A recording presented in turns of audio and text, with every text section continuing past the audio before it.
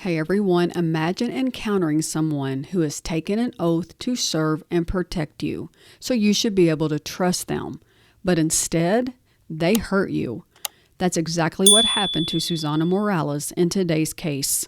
I'm Melissa Compton, and this is Crimealytics.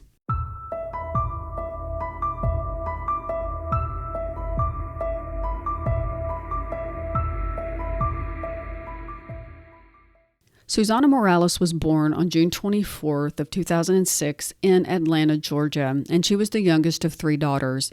Now, everyone who knew her described her as funny, kind, sweet, and sarcastic. She had a passion for music, and she was a talented singer and piano player, plus she taught herself how to play the guitar and the ukulele. Susana was an active cheerleader at Meadow Creek High School where she was a freshman. Now, she was born in Atlanta, but she grew up in Norcross, a suburb of Atlanta. And she was extremely responsible. She always let her mother know where she was going to be, who she was going to be with, and when she would be home. July 26 of 2022 started as a seemingly normal day for Susana. She helped her mom at work because she wanted to make some extra money, and that evening around 6 o'clock, she told her mom she was going to walk to a friend's house that was located in the Sterling Glen apartment complex. Now, this complex was less than a mile from her house, and she had been there many times before, so her mom didn't think anything of it. At 9:40 p.m., Susana texted her mom and said she was on her way home. But unfortunately, Susana never made it home. Her mom tried calling and texting, but got no response. And then at 9 o'clock in the morning, they went to the police station to file a missing persons report. The police response was frustrating, to say the least. They told her she had to wait 48 hours to report her daughter missing, and they suggested that Susana had most likely run away. Now, this is a very bad problem that we have in the United States. We have an issue of if a white girl goes missing, it is all over the news. But if it is a black woman or girl or indigenous woman or girl, then it's like it didn't happen, or they ran away, or they chose to leave, and it's not taken as seriously, and that is absolutely tragic. Left with no other options, Susana's family took it upon themselves to investigate and raise awareness in the community without the help of the police. They passed out flyers, spoke to neighbors, and asked local businesses if they had seen Susana, and thankfully the community stepped up. Local businesses provided footage which showed Susana walking near Singleton Road and Indian Trail Lilburn Road around 10 p.m. According to her phone records, between 10:07 and 10:21, she was walking in the direction of her house. But by 10:26, her phone pinged a mile east of her home in the opposite direction. And then after that, her phone stopped pinging entirely. So Susana's family is desperate for help, and they're trying to find it any place that they can get it on their own because the police aren't helping and the local news stations aren't helping. But luckily, a local Spanish news station, Telemundo Atlanta, provided crucial early support. But even with them picking it up, the other news stations weren't doing anything. And Maria, Susana's mother, felt discriminated against by the police and even the news stations due to language barriers and their ethnicity. It wasn't until August the 29th, over a month after Susana disappeared, that the Gwinnett County Police Department finally issued a press release. And even then, they claimed to have exhausted all leads and stated that there was, quote, no indication that Morales was in any specific danger. And Ron, just hours ago, Gwinnett County Police tell me they believe they've run out of leads after looking into Susana's case for over a month. And now they're asking for the public's help, something Susana's sister has asked for since day one. It's frustration of not knowing where she is, not knowing anything, you know? Like, all I ask sometimes is just, I just want to know where she's at so I can get her. For more than 1 month, Jasmine Morales has been praying for her younger sister's safe return home.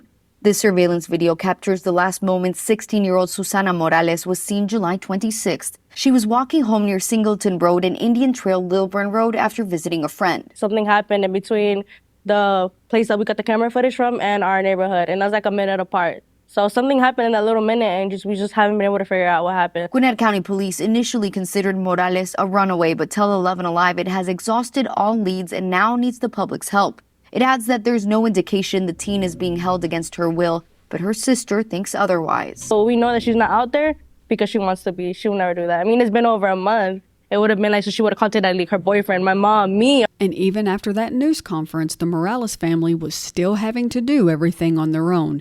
They were following up on leads. They were making trips out of state. They were checking with local businesses, and they were even trying to find her on social media. On February the 6th of 2023, a driver pulled over on Highway 316 between Drowning Creek and Barrow County. They walked in the area, and the driver discovered skeletal remains. Body camera footage shown in court today showed the wooded area where Matthew Gilbert says he stumbled across human remains, later identified as those of Susana Morales. When you said remains, what did you see? Specifically, I found a human skull. A series of witnesses, including detectives and forensic investigators, described looking for other remains and finding the majority of Morales's later on as the investigation continued. The remains were later confirmed to be those of Susana Morales through dental records and DNA. Unfortunately, the cause of death could not be determined due to the condition of the remains. Now, this discovery sent shockwaves through the community as hope and grief turned straight into anger, and you can't really blame them.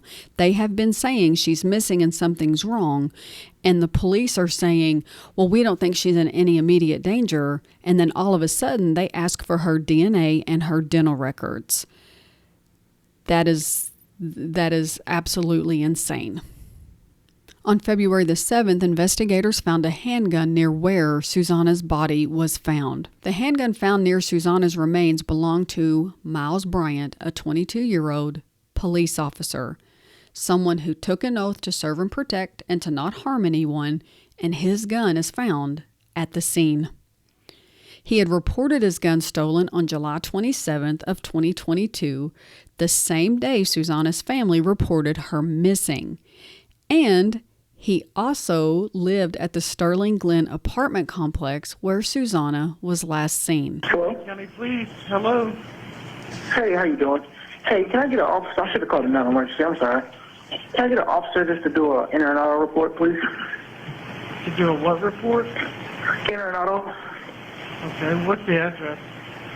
It's 3258 Windscape Village Lane in Sterling Glen Apartments. What apartment is?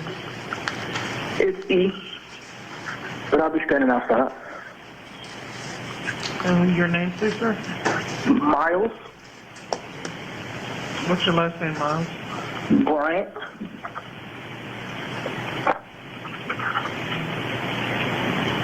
And what's your phone number you can be reached back on, please? 678-891-8632. And what kind of vehicle is you got, please? I'm sorry? What kind of vehicle do you have? The truck, black truck. Did they break the window? How did they get in? No, ma'am. I think I left my door unlocked. All right, patient. We'll get somebody out there as soon as we can. What's the name of the All right, thank you so much. complex? What's the name again of the apartment complex? Sterling Glen. All right, we'll get them out there as soon as we can, sir. Thank you. What's up, man? Hey, Mr. Bryant. Y'all probably getting slammed, I'm sorry. No, you good? Yeah. Man, so yesterday, I don't know what time, man. I went running around here. I did a bunch of stuff yesterday. And I came back, I went to the store and everything. I had it at the store, and I came back, I went running everything, and then my girl was finna leave. I was like, I got my wallet. I don't know where my wallet at. So I can't find my wallet. And then this morning, I worked Doorville. I was getting my dry cleaner. I got to work tonight. And then I looked on my floorboard, and my Glock 19 holster is on the floorboard. And my Glock 19 is always together, you know? Right. So, I I hate to say it, I think I left my door. They ain't smashed the window or nothing. I fucked around, left my door unlocked. The biggest, I know, man. I get on people all the time. I take inner auto report. But I just want to at least put that, on GCIC. That's fine. Yeah. It was in there when you went to the store last night, correct? Yeah, it was. I don't know. You don't know? I don't know. I looked down this morning and saw my holster. I said, I can't find my wallet. My holster's there. My gun and holster is never separate. We the people conceal holster. If I take it, I'll take the holster. I don't carry it free. So that's definitely missing. You want me to get the serial number for you real quick? If you don't mind. Yeah. Sorry about that.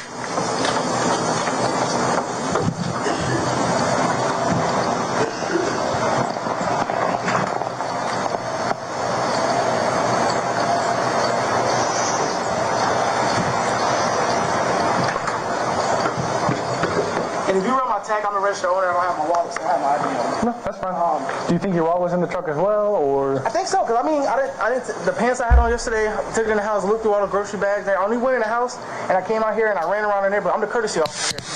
And then last night, when my girl got back from, we did something. We came back.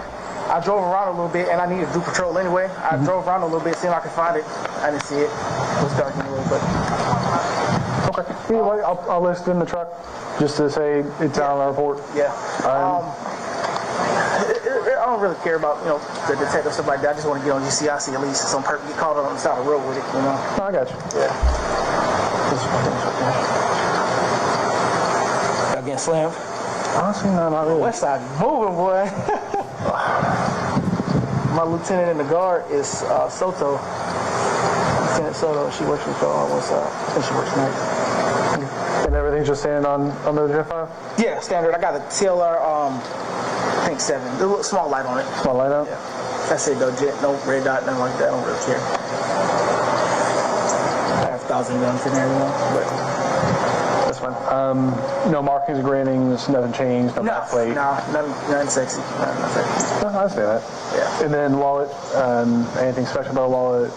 The only thing on it, can you list, at least in the narrative, that I have my military ID in there? Because if I can't find it and it don't come up, I'm going to have to go. They need, they request a police report for military ID. That's fine. Any debit cards, credit cards? Yeah, debit card stuff on there. I check it, none been used.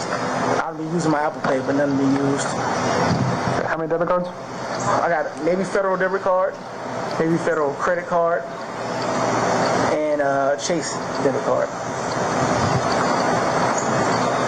And then driver's license? Yeah, military ID. That should be it. And no cash? no. If it was like $10, I don't know. A few dollars, it wasn't nothing big. Trust me, I'm the same way. I don't carry cash on me. Yeah, I don't carry cash. I carry maybe like $10 just to have cash, but I hate cash. I got the little, it's like a little money clip wallet, Yeah. It's like the little card holder with the clip on the end. Like a generic black, brown, or was it name brand? Black. Literally black little card holder. Like a little Ridge, like a wannabe Ridge wallet, the cheap version. Like $10 worth? Yeah. It wasn't nothing expensive. The main thing is just getting that gun. Okay. Do you remember what you paid for the gun? Man, I bought this gun so long ago, man. I got the blue label, maybe 300, you say. I don't know how much the blue label is nowadays. Now, we know how this ends, which I'll tell you a little bit later. But if we didn't, this is too much to be a coincidence. I understand innocent until proven guilty, but if this is all that we have at this point, that is enough or too much to be a coincidence. So something better be happening, and fairly quickly. Hey man, like I said, I'm Sergeant Poppy. I'm Carter's supervisor. So, as you can tell, we got a lot of stuff going on here. Trying to figure out why your gun is where we found Susana's body. Okay, why you're making phone calls stationary the night Susana went missing. We're trying to figure out why this is happening. How can this be you? And you're not giving us any reason that it's not you. Does that make sense to you? So as we continue to go through this, we're just going to keep looking for more and more evidence. And we have other stuff. We have your truck. parked in front of her house. It's not parked. It's there. Listen, You told me yourself you cannot deny the photo that was taken by the LPR. But I was never parked in there. So you know the way those cameras work. Yeah. There's no reason for that. So line up. Just line up the coincidences. Okay. Mm-hmm. What would you think? What would you think? You know, what else can we think? You know, if you can't give us an explanation for it. Given the facts that we've told you, what would you think if you're in our shoes? I understand. So now as we continue to go through, I know you said the truck that was parked out on the road as Susana's walking by is not yours. Honestly, at this point, I can't believe you. And there's ways, and we're about to pull it. We're going to pull your box out of your truck. I don't know if you know the way Burla works, but it keeps a year's worth of data. So now that we have your truck, we're going to get that too. Do you drive your truck often? Yeah. You drive it a lot, back and forth to drill and stuff? Mm-hmm. Okay, so there's going to be a lot of data on there for us to see. We're going to know everywhere you go. Listen, all I know is Susana went missing on July 26th. Mm-hmm. Okay? July 27th at whatever it was, noon or 11 o'clock in the morning, you're reporting your gun stolen. Okay, when you reported your gun stolen, you said you came out in the morning and realized it was stolen, but then you also told us that the night before you went looking for your gun. You told the officer that. So your story didn't even line up in that. It's on body camera. Yeah. Oh. Yeah. So your information does not line up even when you reported your gun stolen. So as we continue on, every little tidbit that we found is pointing towards you. And at the end of the day, you can't give us any information on why your gun is there and why you're there for an extended period of time. In the same spot that her body was found. You know, something happened that night. Something happened that night, and we need to know what it is. This poor girl's family. You know, we're giving you this opportunity. You know, be a man. Tell us what happened. I did. Well, what happened? How can I physically and articulate all this stuff that you're not involved? I don't know. I was by myself the entire night besides when my girlfriend was chasing me. That's not a good answer. And your girlfriend's going to tell us she was chasing you that night. Yeah, she remembered it. Okay, so she's going to tell us. Did she start chasing you because she hit her on the car? You had Susan in the car. No. And that's when you hit 85 and you went up, you went through 16. Susana's freaking out that you're driving erratic, your girlfriend's chasing you. No. And something happened. No. No. Unfortunately, I can't believe you. I have to go with what we have here. Last person that was anywhere near her was you.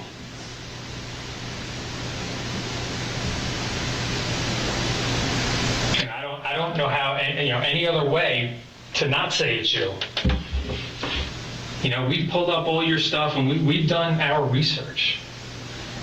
And there's no way for us to identify this as not being you. And I know you know something. And you're locked up. You're just not telling us. I get it. But the problem is when you have your day in court, you're not going to be able to tell anybody why you were there because you can't tell us now. This is it. This is your opportunity. All of a sudden you can't make up your mind. All of a sudden when you're in court you can't come up with a story. Because that ain't going to look right. Everything we've told you is going to get displayed in front of a judge, in front of a jury. She went missing from the street you live on. The same night that your gun went missing, your gun is found with her body. Your phone puts you in the woods the night she went missing. For an extended period of time. This is not a coincidence. You need to man up right now, be honest, and give us some closure. Give this family some closure. I am. Well, go ahead. Well, no, I'm saying I am. Like, I'm telling the truth. Like, I do not ignore her. On February 13th of 2023, Bryant was arrested and charged with concealing the death of another and filing a false police report. Why he wasn't charged with murder at that point, I'm not sure, because like I said before, that's too many coincidences, but I guess the police had to finish their investigation. We'll just leave it at that. He was subsequently fired from the Doraville Police Department, where he had worked since September of 2021. Now, prior to that, he was a deputy in Forsyth County from March of 2020 to May of 2021. Before Susana's disappearance, Alicia Bates came forward and she said that Bryant had stalked her and attempted to break into her home. She provided Ring doorbell footage showing Bryant lurking around her door, and he even made sure that his face was seen on camera, so there is no doubting it was him. And he even managed to break into her home when she wasn't there. She reported the stalking to both the Gwinnett County Police Department and the Doraville Police Department, but neither department took significant action. So keep in mind, this is before Susana Morales went missing. He had already been reported for stalking. I've known him since 5th grade. We grew up together. Alicia Bates now believes her childhood friend, former Doraville police officer Miles Bryant, stalked her at her Snellville apartment last year. She believes this Ring video her neighbor gave her is Bryant, as he lurked around her door, trying her knob, wearing a hood on his head. She says he even broke in one time when she was not home. Well, my neighbor told me that she saw Miles come into our community and listening to my door when I wasn't home and just trying to see if I was home, messing with my doorknob and stuff. She told me, and when she showed me the video of him, it was all alarming. I was shocked. I felt like it could have been me, because he was the person at my door coming and unscrewing my knob and kicking it down and stuff like that. In July, she says it was a screen grab that led her to identify the man in the fatigues as Bryant, a man she knew who tried to reconnect with her, but she was not interested. She says Bryant became so aggressive she feared for her life and reported the then police officer to his employer, Doraville Police, and even Gwinnett Police. Bryant had also been accused of trying to break into another neighbor's house in 2018. So it begs to question if Susana's murder could have been prevented, if Alicia's concerns had been taken seriously, if the police departments would have listened to her and even seen the Ring doorbell footage and taken it seriously. Ms. Bates believes both police agencies dropped the ball. I don't think they took the matter serious because he was a cop. However, I do feel like if they did, Susana could still be alive. On February the 22nd, Bryant was charged with felony murder and kidnapping, in addition to concealing the death of another and falsely reporting a crime. The chief of the Gwinnett County Police Department held a press conference providing a timeline of the events leading up to Susana's death. All right, good afternoon. I'm Chief J.D. McClure of the Gwinnett County Police Department. Today I'll be providing an update as it relates to the death of 16-year-old Susana Morales of Norcross, Georgia.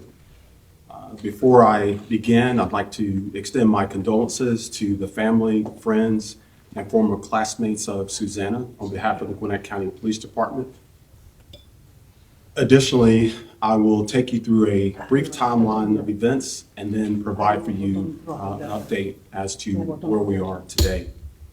On July 26th at approximately 6 p.m., we know that Susana Morales left her home on Santa Ana Drive in Norcross and walked a short distance to the Sterling Glen apartment complex on Indian Trail Road.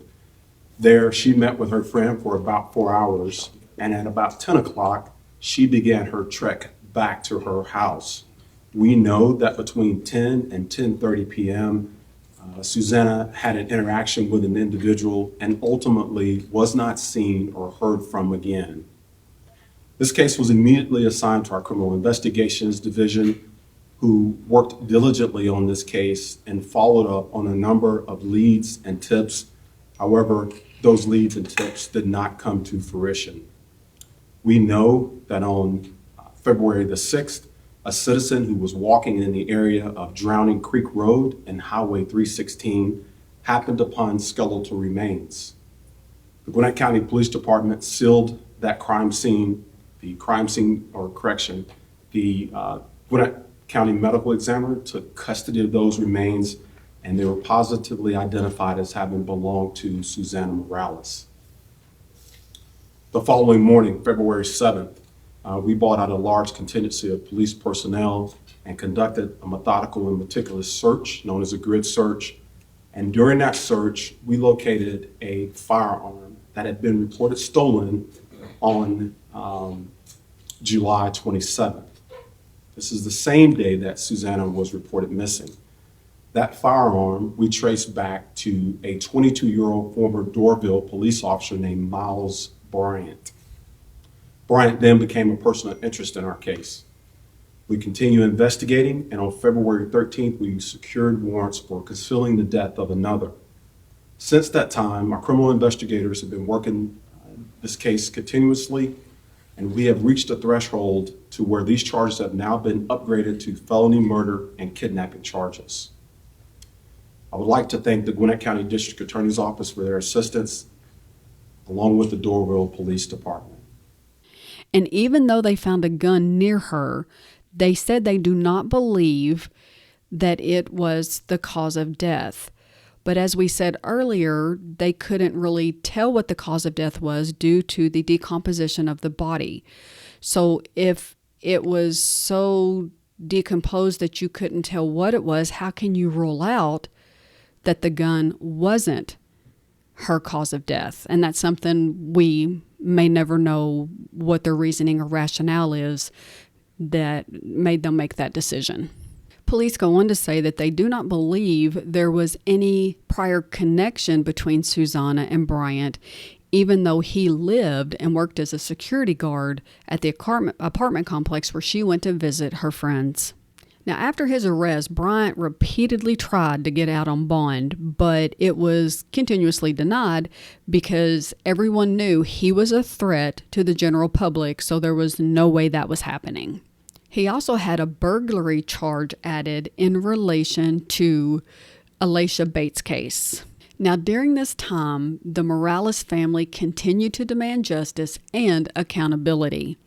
They believe the Gwinnett County Police Department failed to properly investigate Susana's disappearance and that the Dorville Police Department was negligent in hiring Bryant. We're just holding on to the fact that we were going to see her again one day, and that any day she would walk through those doors.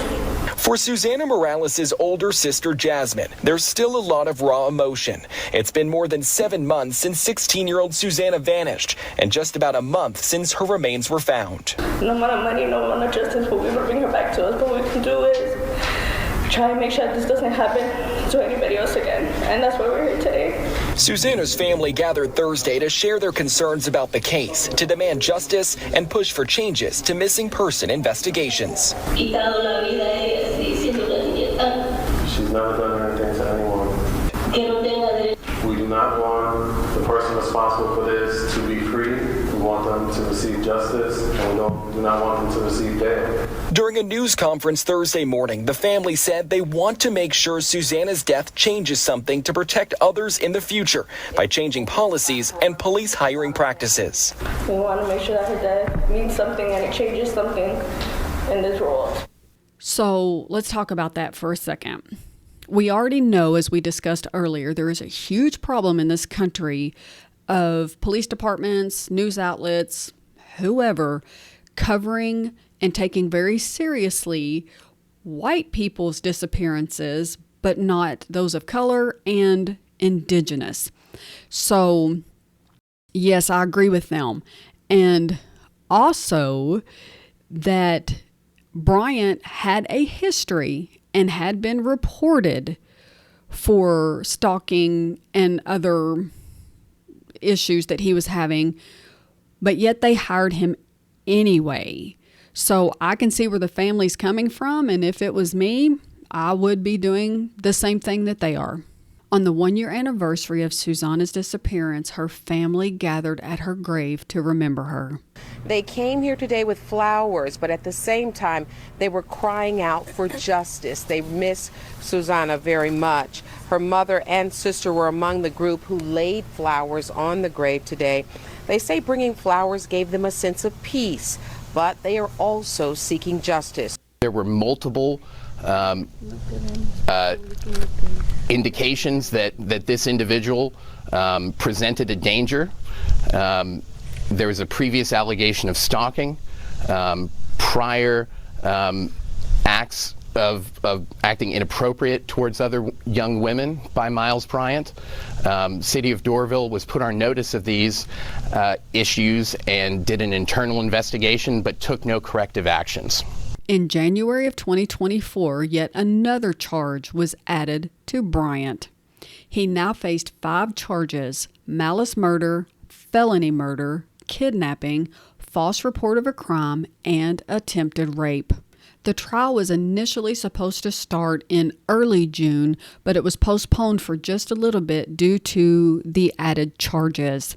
And during this time, the Morales family also filed a lawsuit against the apartment complex for negligence, arguing they should have known Bryant was a threat, the residents should have been notified, and they failed to provide adequate security. Now, did they do a background check? I would think not, because that should have been on there. And if they did do a background check and let him still have that job, that's a separate issue. But either way, I'm not an attorney, but I still would think that they would be liable for that because they didn't do their due diligence in keeping their residents safe. In mid-June of 2024, Miles Bryant was found guilty of malice murder, felony murder, kidnapping, false report of a crime, and his sentence was handed down. Good evening. Has the jury reached a verdict? Okay, if you'll hand it to my bailiff.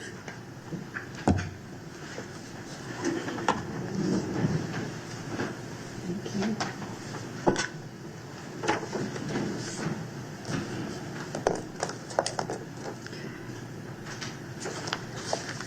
All right. State of Georgia versus Miles Bryant. Indictment number 24B-00156-4. Count 1, malice murder. We, the jury, find the defendant guilty. Count 2, felony murder. We, the jury, find the defendant guilty. Count 3, kidnapping. We, the jury, find the defendant guilty. Count 4, criminal attempt to commit rape. We, the jury, find the defendant not guilty. Count 5, false report of a crime. We, the jury, find the defendant guilty. Signed June 12th, 2024 by the foreperson. Mr. Bryant, on count 1, malice murder, I sentence you to life without the possibility of parole. Count 2 and count 3, I believe, vacate as operation of law.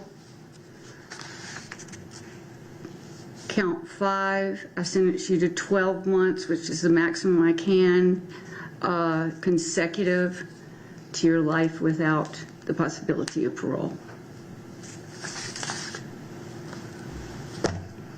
Thank you.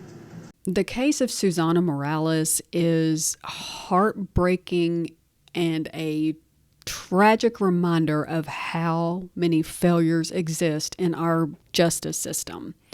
From the initial dismissiveness of law enforcement, the missed warnings surrounding Miles Bryant's behavior by the apartment complex, so many things went wrong in this case. It's easy to feel overwhelmed by the injustice of it all. There's a constant theme in our country. I've said it twice. I'll say it again. It's called missing white woman syndrome, because there's so many times Black women and Indigenous women are not treated the same as white women when they go missing. From police taking it seriously to news coverage, it is sad and it needs to stop. Let me know what you think in the comments. That's our case for today. Thanks for watching, and I'll see you next time. Until then, stay safe out there.